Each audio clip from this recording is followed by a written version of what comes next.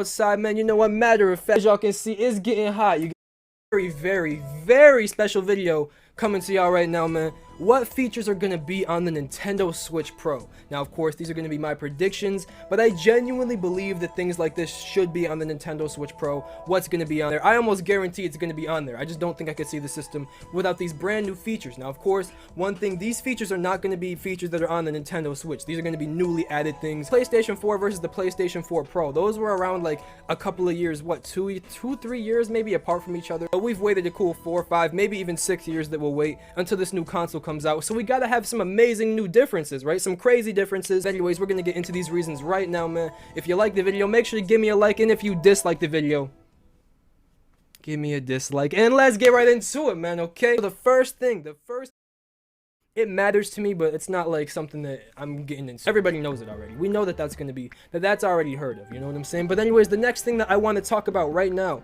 is to what we're gonna see on the Switch Pro that we won't see on the Switch.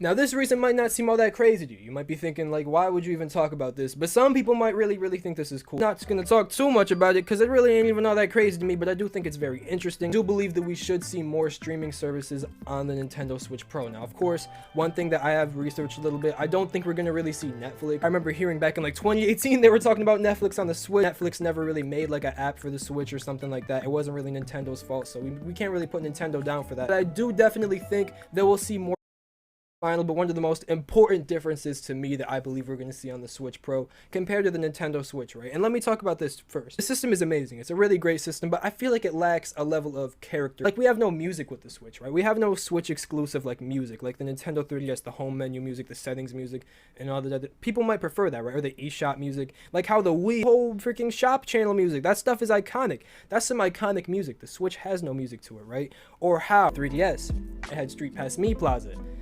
And it was really cool. You had all these free things you could do, all this fun stuff. You know, the Find Me thing was really cool. You know, where you would fight with different Miis and all that crazy. Y'all remember that? Anybody that owned a 3DS knows about this. Or like the DS with the whole, I think it was Picto Chat. I think that was a part of the DS thing that was kind of the exclusive thing with that, right?